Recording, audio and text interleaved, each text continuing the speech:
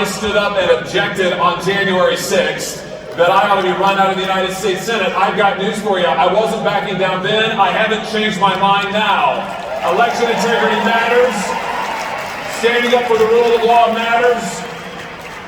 And our stand on that day and since is key for the liberty that we are fighting for. I don't know about you, but I thought the Biden administration was going to be pretty bad, didn't you?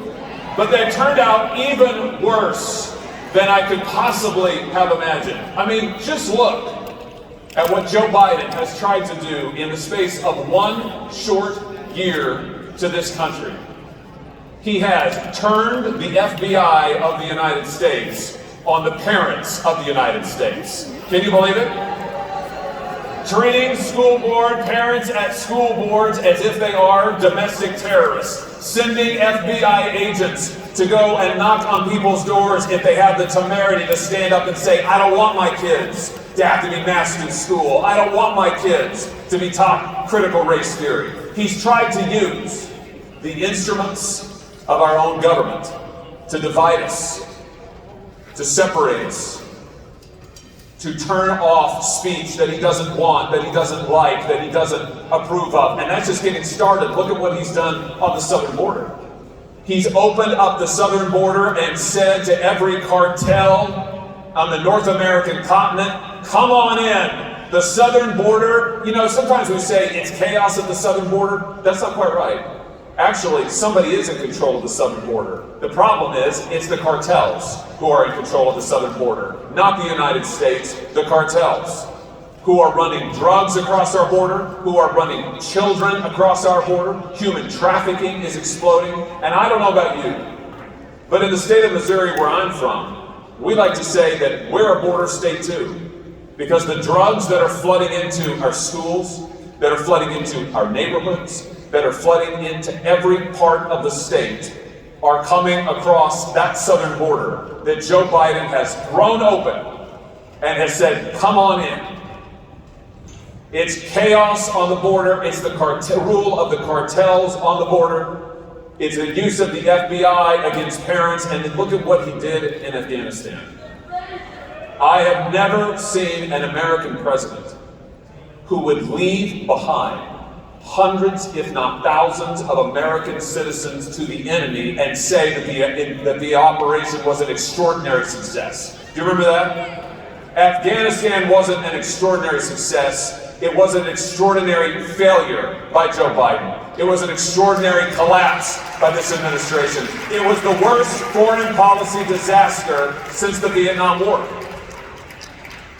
13 American service members, brave Marines, other members wearing the uniform, were lost in Afghanistan guarding Abbey Gate because Joe Biden wouldn't order an evacuation when his own military told him to do it. Because days before the terrorist attacks, Joe Biden hadn't even planned how he was going to get Americans out of the country. And yet, he would go before the people of the United States and say that the evacuation was an extraordinary success and he was proud of it. That was the day, ladies and gentlemen, that I called on Joe Biden to resign. He should have resigned then, he should resign now. He's not fit to be president, he can't leave this country.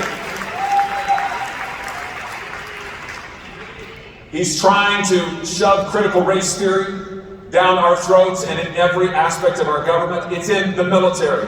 It's in government training. It's in our universities, all backed now by the power of the Biden administration. I have sat in the United States Senate and asked nominee after nominee, will you pledge to oppose critical race theory? Will you pledge to stop it from being taught, from being promulgated in the United States government? And the answer is no. They're radical on this issue. They believe in critical race theory. They believe that America is systemically racist. They believe that America is systemically broken. They believe that we're a nation of oppressors. Well, ladies and gentlemen, I've got news for you and for them. We're not a nation of oppressors, we're a nation of liberators. We're proud of our history, we're proud of our heritage, and we're going to stand up for it.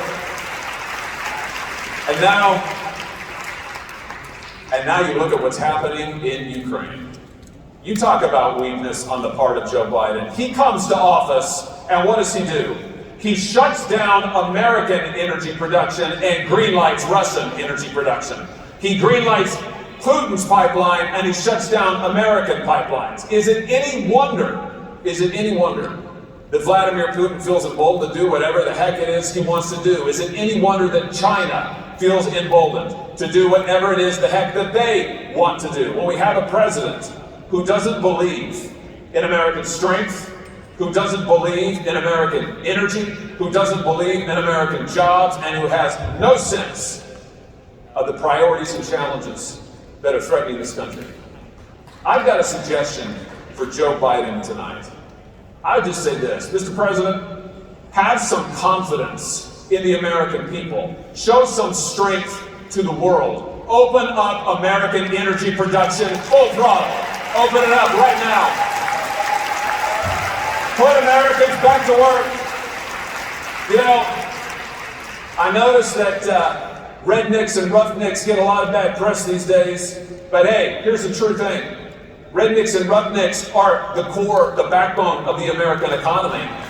And it is time to allow the good, strong American worker to go out there and start drilling for oil, to start exploring for natural gas, to start fracking again. Let them do what we do best. Show America, show the world the strength of this nation. Put America back to work. Open up American energy. And I'll tell you this.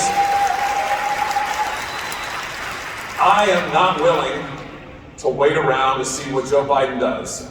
On Monday, the United States Senate comes back into session.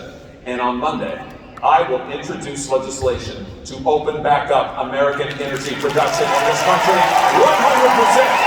Open it up. Put people back to work. Get the oil flowing, get the natural gas pumping, get the biofuels going, all of it. We are the #1 energy producing nation in the world, or we should be. Joe Biden gave that away. It's time to take it back. And if you want to send a message to Vladimir Putin, here's a message to send him. We are going to be the ones who supply the oil and gas to the world. We're going to shut down your energy sector, and we're going to open ours up like you've never seen it before. That's the message we ought to send. That's a message of American strength. This president, he doesn't believe in American strength. This president believes that there's something fundamentally wrong with the soul of this nation. And that, at the end of the day, is really what we're fighting for, isn't it? We are fighting to defend the soul of America. You know, Joe Biden has spent a year, if you think about what all of his policies put together mean, he has spent a year telling this country that we are broken, that we are backwards, that we are racist, that we are weak. He thinks the soul of America, he thinks the heart of America is warped and wicked. Well, I'm from the heartland of America. I was born there, I was raised there, I know the heart of this country, and it is true and it is good. And on the basis of America's heart, we will rebuild our strength. There's nothing wrong with America, there's something wrong with Joe Biden. That's what we have to take our stand on. This is the time to rebuild our strength on the principles and fundamentals that we hold most dear. To strengthen our families, to strengthen our neighborhoods, to strengthen our churches, to strengthen our nation. This is a time for American strength. The world needs America's strength. The world needs to see that we are ready to stand strong again. You know, Ronald Reagan used to say that in the 19th century, we built the greatest industrial economy that the world had ever seen. In the 20th century, we built the greatest technological economy the world had ever seen. And now in the 21st century, we seem to have spent most of it, thanks to our friends on the left, apologizing. And I don't know what in the world we're apologizing for.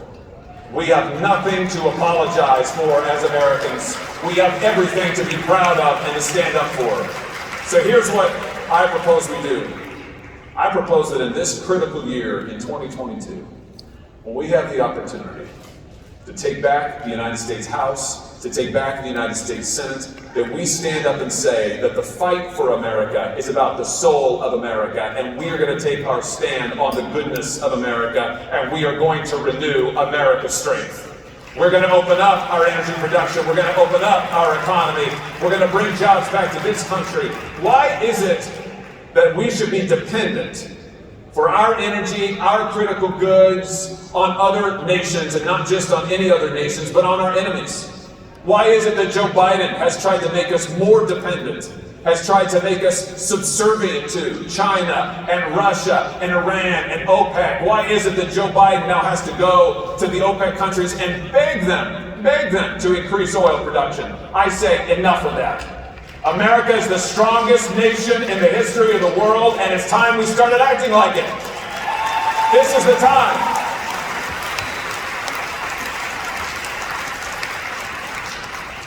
So no matter what this administration tries to do to divide us, and by the way, that's all they have left. Have you noticed that? All they have left is division and accusation. All they have left is the attempt to make us live in fear. That's what they've been trying to do since last January. They've been trying to tell us we've got to live in a state of constant emergency. COVID, a constant emergency. January 6th, a constant emergency.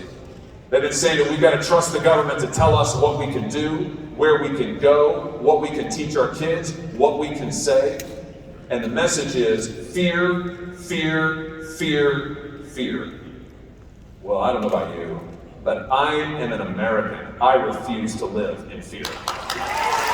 I refuse to be afraid. I refuse to bow down. I refuse to say the government can tell me what to do. And so here is my hope for 2022.